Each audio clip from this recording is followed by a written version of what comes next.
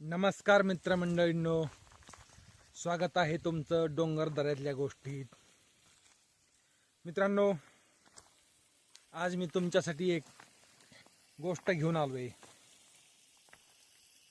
तर गोष्ट आहे एका माकडाची आणि माकडिणीची. एक माकड आणि माकडीण नरमादी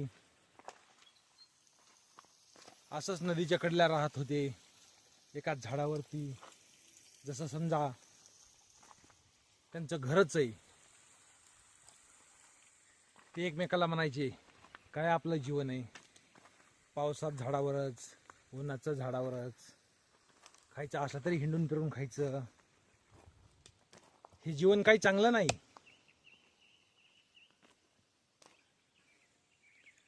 प्रत्येक देवाला हात जोडायचे ते, की काय हे जीवन आहे.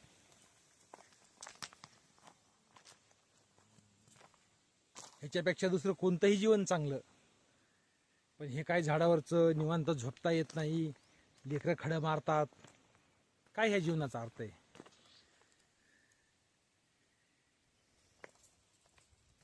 एके दिवशी वरून देवानं आकाशवाणी येऊन सांगितलं की जो रात्रीच्याला भर 1 वाजता, रात्रीच्या 1 वाजता जो ह्या नदीत उडी मारील झाडावून, तो राजा महाराजा होईल.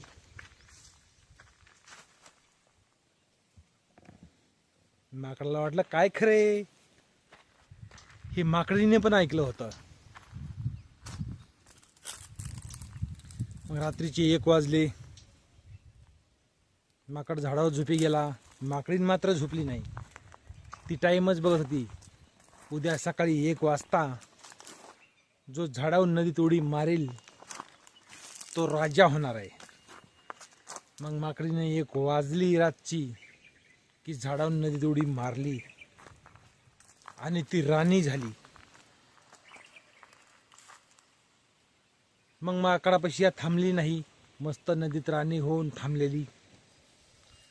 सकाळी उजडलं, माकड झाडावर झोपी गेलेला होता आणि पाहतोय तर आपली राणी दिसेना त्याला, म्हणजे माकडीन दिसेना. दिसायला लागली नदीत एक राणी.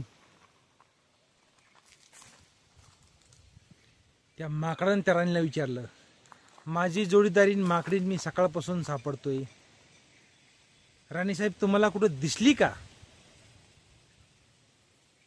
ती राणी म्हणाली, मीच आहे ती माकडी, की काल आकाशवाणी झाली होती, देवानं वरून सांगितलं होतं की जो 1 वाजता नदीत उडी मारील रातच्या,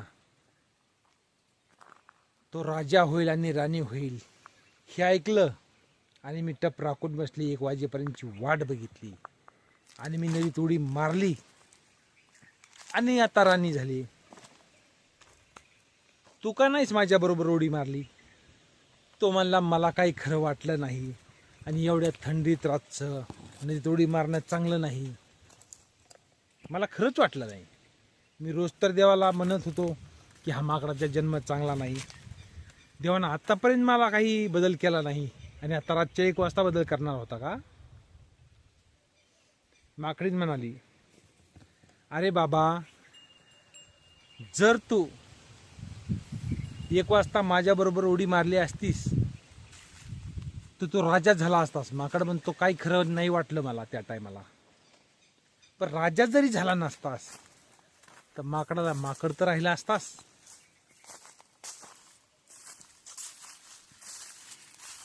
तसं मित्रांनो, ही गोष्ट मी तुम्हाला कशामुळं सांगितली की समजा आपण कुठलंही काम करायला, काही करायला भीतो, पण भानगड अशी असती की कधी कधी भेलेलं चांगलं आणि कधी कधी हिंमत दिलेली चांगली. तर कशी वाटली आजची गोष्ट कमेंट करून अवश्य सांगा. भेटू उद्याच्याला. तोपर्यंत नमस्कार.